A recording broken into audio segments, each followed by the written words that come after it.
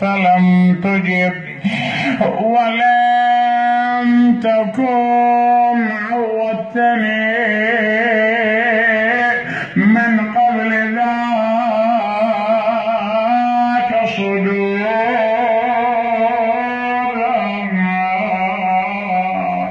يقول الإمام الشجاع يطوف حول جسد أبيه ينظر إلى الجسد ممزقا يقول أبا تعشم لقوم ماذا يلاقون جدك رسول الله.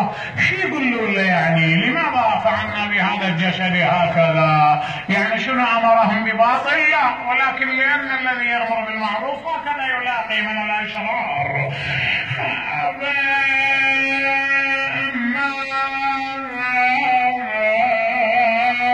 حزني فسرمد وأما عيشي فمشهدا. أبويا وقض عامك يا أبوي سجاد ما عيش وحقك لحرم لذة العيش. يا صواب كل من مات بالريش أصوابك لا تضين حين عليها. الإمام الشجاع ترى بقي مضطربا على الحسين إلى استشهاده بأبي وأمي.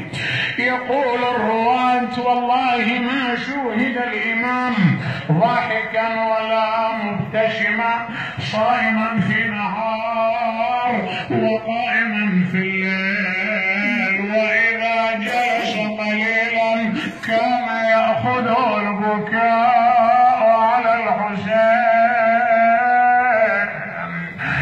يقول الإمام كان يتذكر مواقف. شنو المواقف؟ كان ينظر إلى عيال قد فقدوا أباهم هذه تلوذ بأخرى تسأل عن أباها.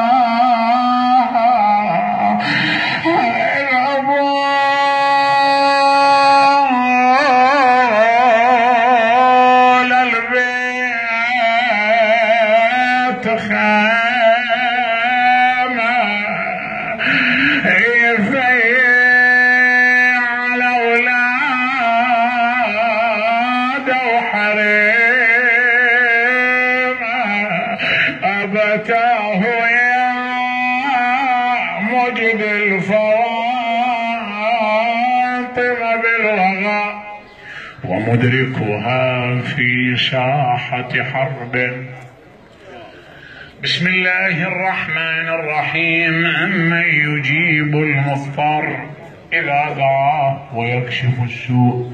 أمن يجيب المضطر إذا دعاه ويكشف السوء. أمن يجيب المضطر إذا دعاه ويكشف السوء. أمن يجيب المضطر إذا دعاه ويكشف السوء. إلهي نقسم عليك بأحب خلقك محمد وآل بيت محمد لا تدع لنا ذنبا إلا غفرته ولا هما إلا فرجته ولا سوءا إلا صرفته ولا مرضا إلا شفيته ولا حاجة من حوائج الدنيا لك فيها رضا ولنا فيها صلاح إلا يسرتها وقضيتها برحمتك يا أرحم الراحمين. من أوصاني بالدعاء؟ أحد الإخوة أوصوني بالدعاء إلى المقاتلين من القوات المسلحة وأبنائنا وإخواننا في الحشد الشعبي. اللهم انصرهم نصرا عزيزا يا الله. صغر العدا في أعينهم.